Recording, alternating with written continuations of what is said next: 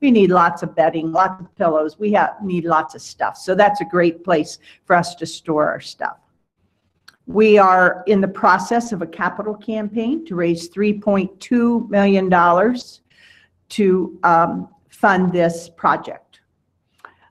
We are very close. We're not there. We have several large gifts that are out there we're waiting to hear, and we feel pretty confident we will get them. If they all come in, we'll be about $600,000 short.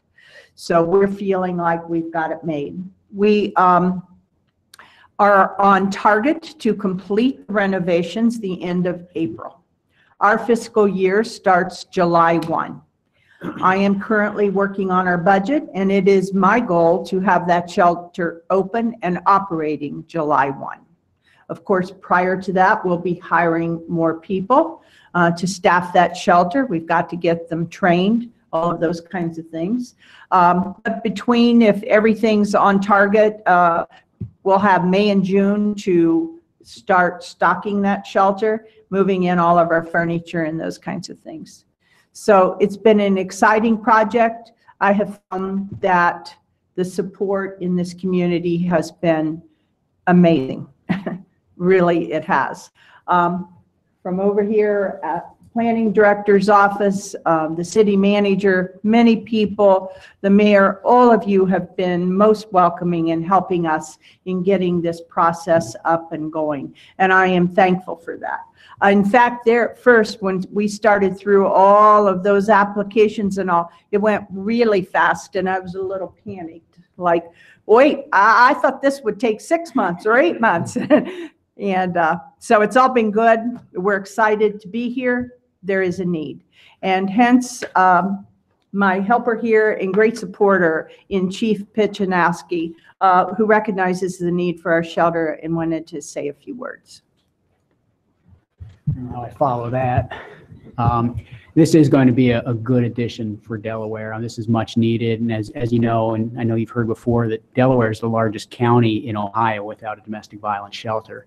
So when you look at where the shelter is, when you look at the services that are provided, not only by Turning Point, but because of access to all the services that are in Delaware County, that Delaware County residents need to be accessing, this is definitely a win for Delaware.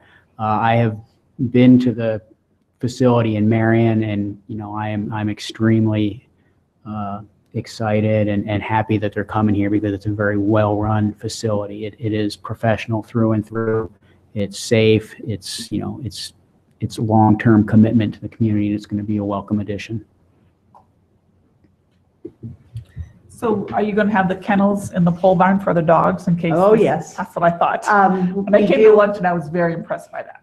Yes, that will be part of the services we can offer here. Currently in Marion at our location, we don't have a place on site for pets, so we use local vets. They'll help us out, but it is really important to have the family's household pet housed with them. So that's a great addition and something we'll be able to do. There are 7.5 acres there on that property in that pole barn I mentioned. We'll be using part of that as the indoor area for the animals. So yes, everything we'll have all of our services available at that location here in Delaware. Well, as I say, it'll have 13 bedrooms. In our ideal world, we say there are 4 people to a bedroom, but we don't live in the ideal world. So sometimes when you're getting really busy and really full, like we did over Christmas, you put a 3 little bodies in one of those beds. So our census has been as high as 55. We have about the same amount of space in the Marion shelter that we will have here in Delaware. It's laid out differently. But it's about the same square footage.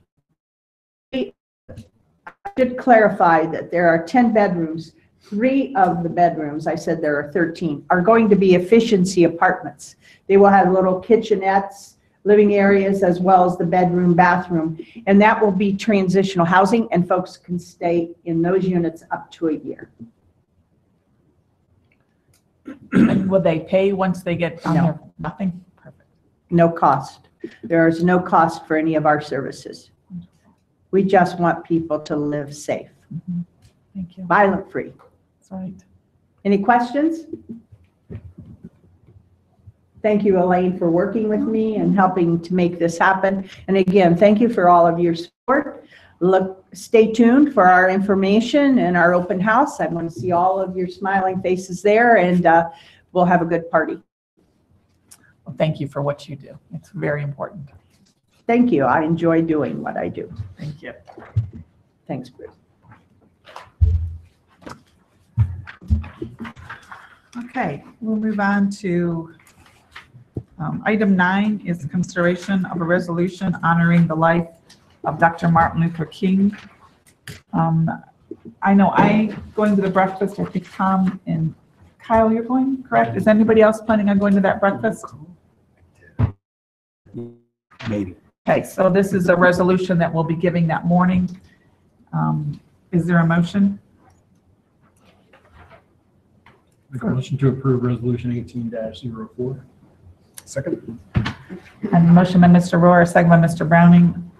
Roll call, please. Mr. Jones? Yes. Mrs. Keller? Yes. Mr. Browning? Yes. Mr. Rohr? Yes. Mr. Hellinger? Yes. Mayor Riggle? Yes, motion carries. All right, we got 3 minutes to the public hearing. Elaine, read item 10 slowly.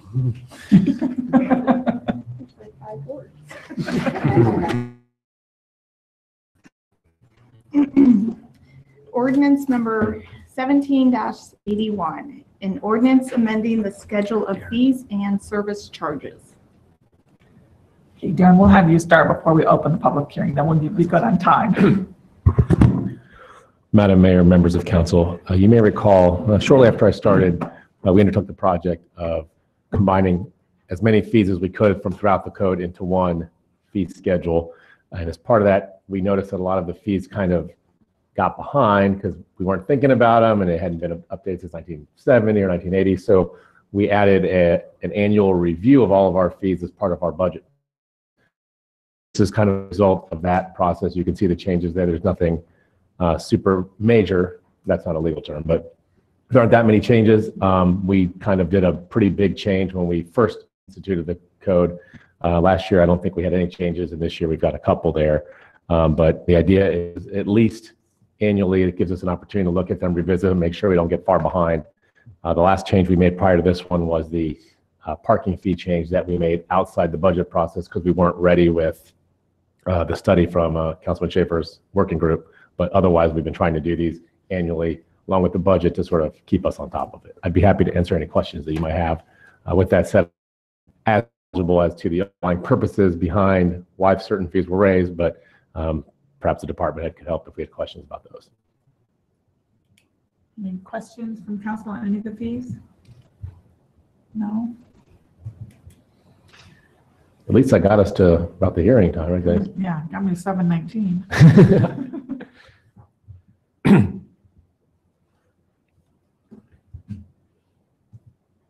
Okay, 7:20, I'll open a public hearing.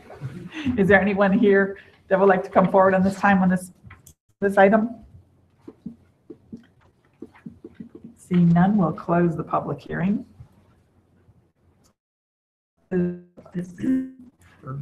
Third reading. I move for approval of ordinance 17-81. Second. The motion by Mrs. Keller, a second by Mr. Hellingham. Any further discussion? Roll call, please. Mr. Jones? Yes. Mrs. Keller? Yes. Mr. Browning? Yes. Mr. Rohr? Yes. Mr. Hellinger? Yes. Mayor Riggle? Yes, motion carries. Item 11 is third reading of ordinance number 17-77. If you'd like to read this on record, please. Ordinance number 17-77, an ordinance amending the Delaware Municipal Court and Clerk of Court employee benefits and leave policies and declaring an emergency. This ordinance is declared to be an emergency measure necessary for the immediate preservation of the public peace, property, health, safety, and welfare of the city.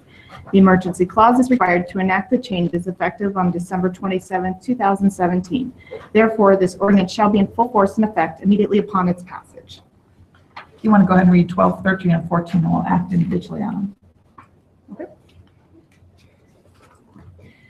Ordinance number 17-78, an ordinance amending ordinance number 16-1108, establishing the pay and benefits for various part-time and intermittent and seasonal employees of the City of Delaware and declaring an emergency.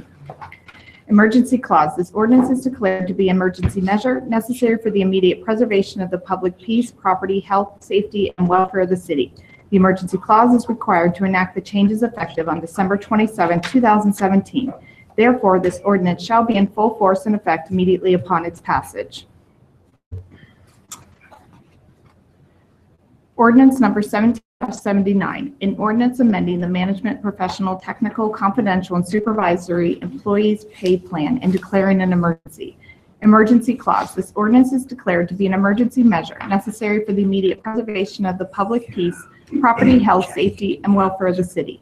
The emergency clause is required to enact the changes effective on December 27th with the new calendar year. Therefore, this ordinance shall be in full force and effect immediately upon its passage. Okay. If there are any questions, Jackie can help for us on today. Absolutely. Is there any questions on any of these? Give me a look. Yeah, they're ready. You know, all three of these were adopted as part of the budget process late in the year. And we'll have them to you next year in a more timely fashion, so we'll them done before the close of the calendar year. But now that they're in the third reading, we'd recommend adoption. Okay. Is there a Emergency clause on ordinance 1777. Second. motion by Mr. Hollinger, second by Mr. Browning? Roll call, please. Mr. Jones? Yes. Mrs. Keller? Yes. Mr. Browning? Yes. Mr. Rohr? Yes. Mr. Hellinger? Yes. Mayor Riggle? Yes. Motion to approve ordinance 1777. Second. Motion by Mr. Hollinger, second by Mr. Browning. Any further discussion? Roll call, please. Mr. Jones? Yes. Mrs. Keller? Yes. Mr. Browning? Yes. Mr. Rohr? Yes. Mr. Hellinger? Yes. Mayor Riggle? Yes. Motion to enact the emergency clause on ordinance 1778. Second. Motion by Mr. Hollinger. Right, really excited. Roll call, please. Mr. Jones? Yes. Mrs. Keller? Yes. Mr. Browning? Yes. Mr. Rohr? Yes. Mr. Hellinger? Yes. Mayor Riggle? Yes. And motion to approve ordinance 1778. Second. Motion by Mr. Hollinger, second by Mr. Browning. Any further discussion? Roll call, please. Mr. Jones? Yes. Mrs. Keller? Yes. Mr. Browning? Yes. Mr. Rohr? Yes. Mr. Hellinger? Yes. Mayor Riggle? Yes. Motion carries. Motion to enact the emergency clause on ordinance 1779. Second. Motion by Mr. Hollinger, second by Mr. Browning. Roll call, please.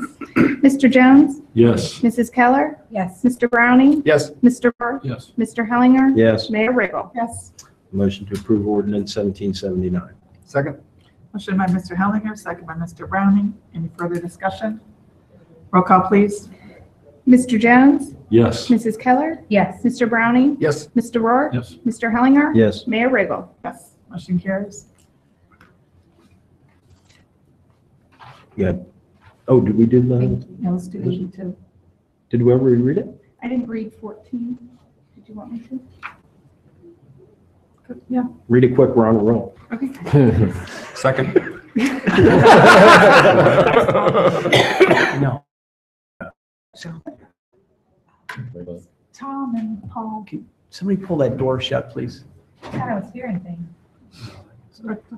I hear a low rumble. Please, would you please read item 14? Ordinance number 17-80, an ordinance amending the employment agreement with the city manager and declaring an emergency. Emergency clause. This ordinance is declared to be an emergency measure necessary for the immediate preservation of public peace, property, health, safety, and welfare of the city. The emergency clause is required to enact the changes effective on December 27, 2017, which coincides with the new calendar year. Therefore, this ordinance shall be in full force and effect immediately upon its passage. Any questions on this up there? Mr. Shulman? I'd be happy to answer any questions. The only thing I'll note out that's different from other years is that we're just lining up this agreement with all the other, not all of them, but all the pay plans that you've just passed, which will make it easier to process and keep track of it and keep us from having to go retroactive and things. So that's the only difference then you'll see, plus the rate increase that we talked about earlier. Any questions for Darren? No, just wanted to make sure that we mentioned one thing, that the car allowance that is being rolled into salary at Mr. Homan's, at his request, that intention of that is that Mr. Homan's paying for his duties as city manager, and that isn't being removed, it's just being rolled into salary, but the expectation still is that he will provide his own transportation, just in case there were questions about that for future councils, that they understood our intention in making that change was not to add a car allowance back in later. That's already accounted for. I hate to tack on that, but after that discussion last time, I did attempt to add a little bit more clarifying language with our last draft that wasn't distributed by the time of the last meeting, but it is in this packet. So we did try to address that. Okay. Motion to enact. I'll second that. Motion by Mr. Hellinger, second by Mr. Browning. Roll call, please. Mr. Jones? Yes. Mrs. Keller? Yes. Mr. Browning? Yes. Mr. Rohr? Yes. Mr. Hellinger? Yes. Mayor Riggle? Yes. Move to approve ordinance 1780. Second. Motion by Mr. Hellinger, second by Mr. Browning. Any further discussion? Roll call, please. Mr. Jones? Yes. Mrs. Keller? Yes. Mr. Browning? Yes. Mr. Rohr? Yes. Mr. Hellinger? Yes. Mayor Riggle? Yes. Motion carries. Item 15 is consideration of resolution 1805. Elaine, if you'll please read this. Resolution number 1805, a resolution authorizing the city manager to enter into an economic development revolving loan fund administration agreement with the State of Ohio Development Services Agency for the period beginning January 1st, 2018 and ending December 31st, 2020. Thank you. Good evening. Good evening, Madam Mayor, members of council. We are asked to give you a brief presentation this evening, and so that's what we'll do related to the item that the clerk just read. The action item in front of you is a resolution to enter into economic development revolving loan fund agreement. That action is fairly perfunctory. It's required by the state to continue that program. But we wanted to take this time to give you a little bit of background on the program and on one of its highlights, I think, over the last several years, the Downtown Facade Grant, which has transformed a number of properties. With me tonight's Diane Gunther. She's an outstanding development planner with us and our department, and she's also a grant expert. Thank goodness, and has kept us all on track with all the grants, especially the downtown one, which we're all proud of, and I know she's particularly proud of work and effort into, and I appreciate all her efforts for everything that she does for us. So a quick overview of the RLF, Revolving Loan Fund, from which a lot of these monies for some other things have come about. Now, the dollars originate from the state of Ohio via the federal government, Housing and Urban Development. The purpose of those originally is to provide loan funds really at below market rates for gap financing or as part of financial packages. Obviously, over the last several years with interest rates being very low, providing below market interest rates has been difficult. So most communities haven't provided a lot of loans with these sorts of a lot of loans the years with these programs and help to service a number of businesses throughout the community. We'll talk about that in a second. But the state of Ohio, several years ago, we've talked about this, required that grantees, the balances have been getting high because loans hadn't been revolved back out for the reasons I just mentioned. And the state of Ohio told all grantees around the state, you need to figure out ways to either loan money out or do other things to bring those balances down, or we're going to cut your CDBG funding or other grant sources, and you can use your revolving loan fund money to fund your own CDBG programs. Many of you went through this process with them. So we wanted to continue to market the loan program, which we did, and we wanted to utilize the funds that had built up further CDBG eligible activities that the state would allow us to. And that really included most prominently the Downtown Facade Grant Program, which we'll talk about here tonight. Just an update for you, the companies with current loans, current balances, are Amato's Pizza, Dr. Jane Graber's out on the west side, VMP Hydraulics, and Precision Tower Products. So pretty much a range of businesses in our community, a range of locations. The outstanding balance is approximately $1,000, and principal and interest paid back through the program annually is about $100,000. There was a large second loan by Precision Tower that was authorized by you all and was taken out here recently, which resulted in the 2018 budget for the CDBG programs being quite a bit smaller than it has been in the past. But the money will be paid back ostensibly and revolve back through the program.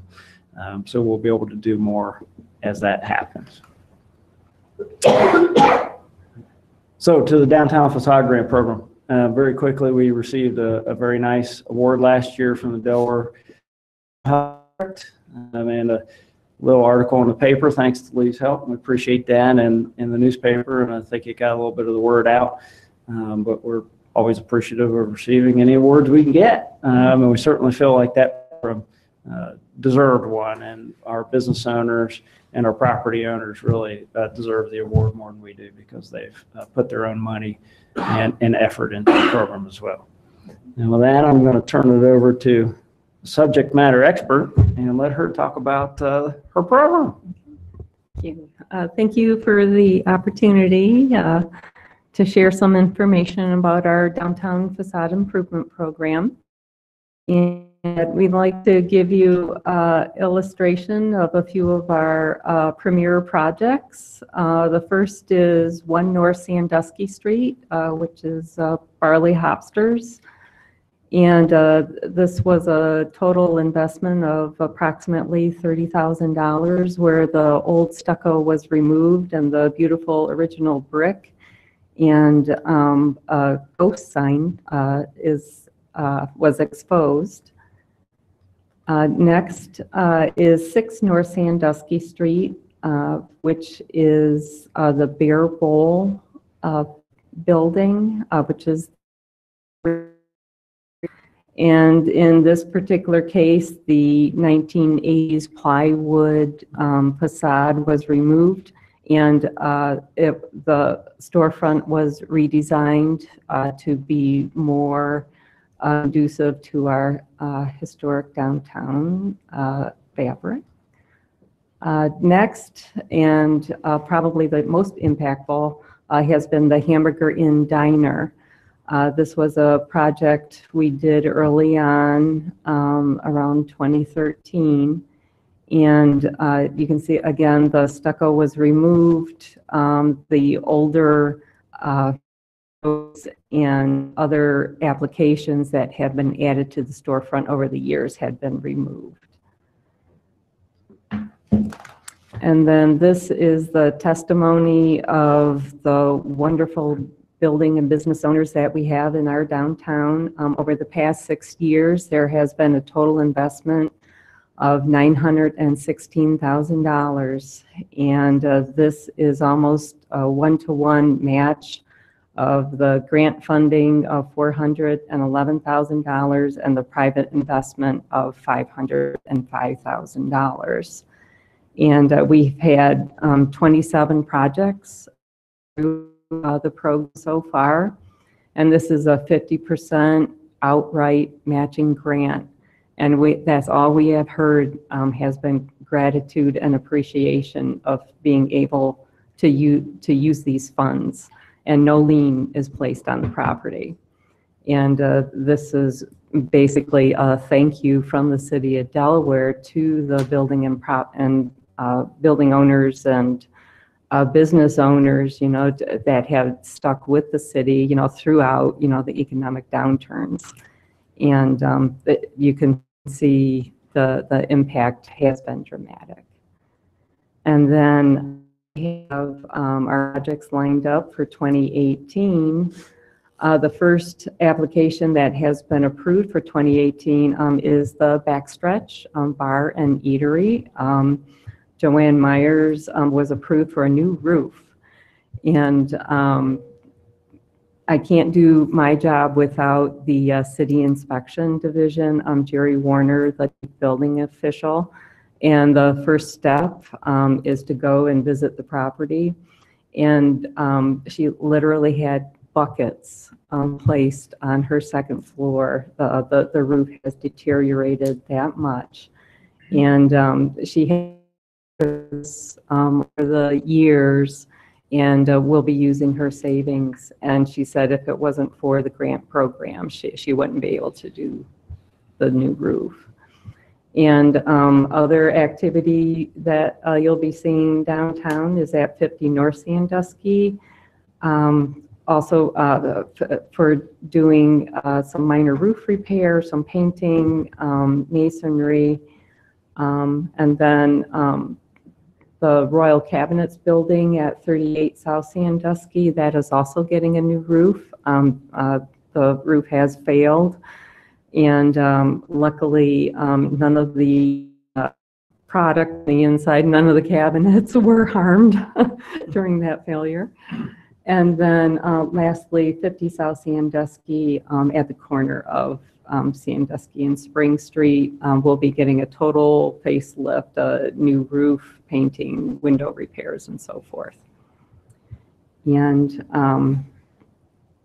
again, you know, like I said, the appearance of our downtown has improved dramatically, you know, bringing in more folks, you know, more restaurants, and has been a boon to our local economy.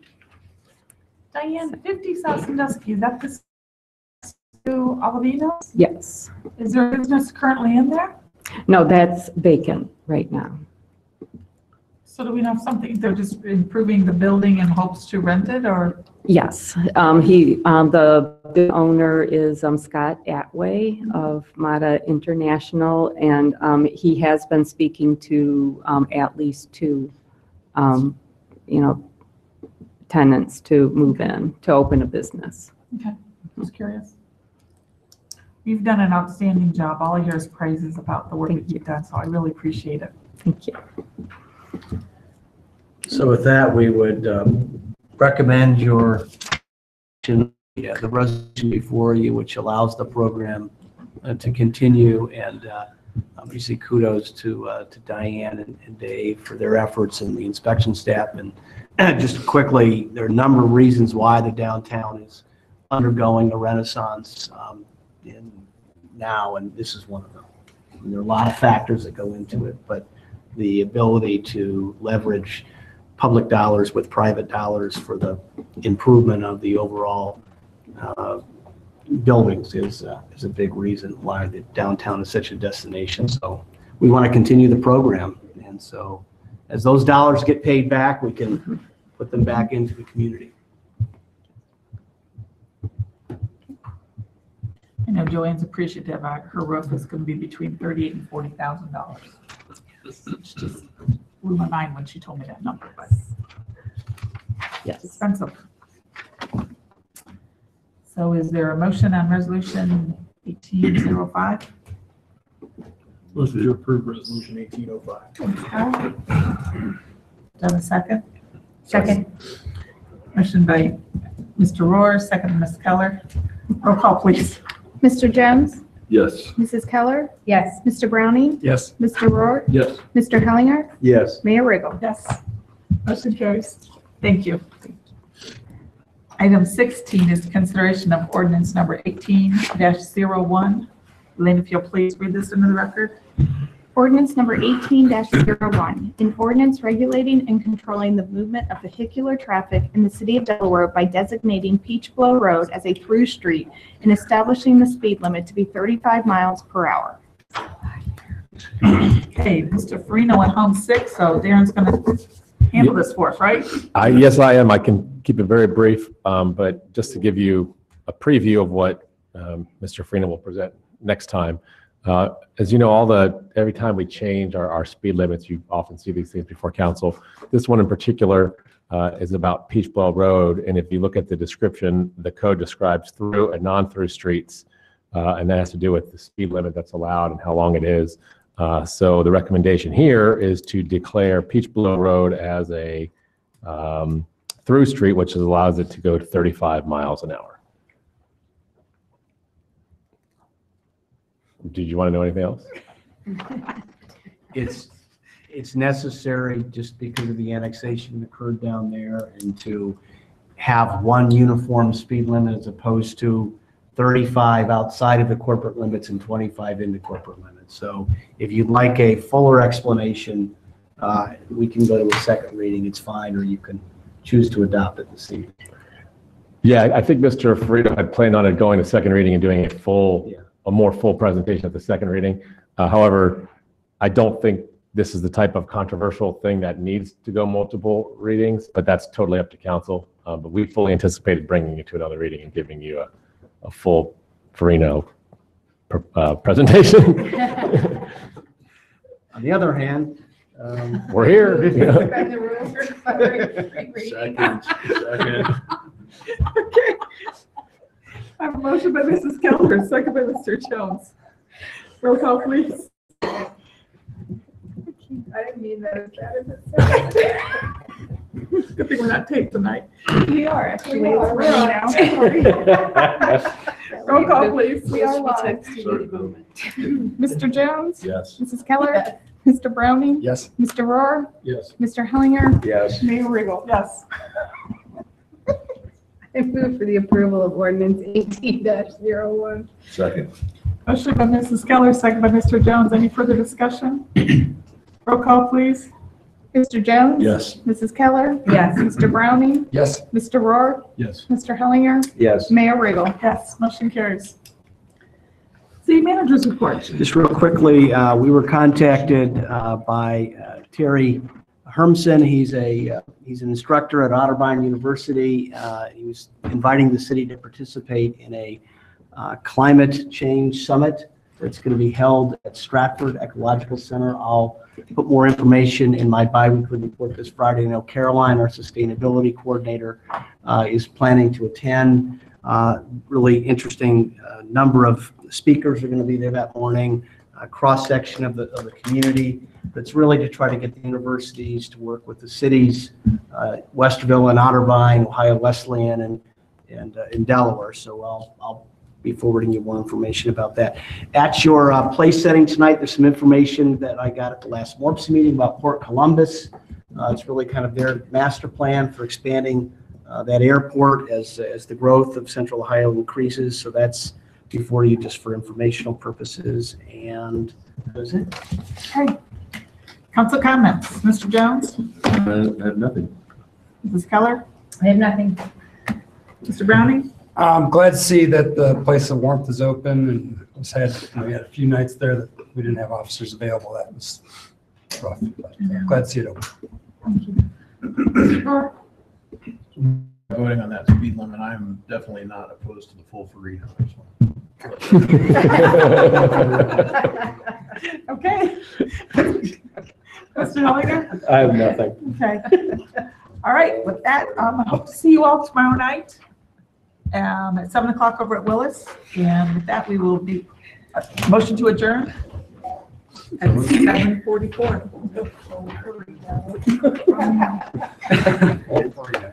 That's a classic.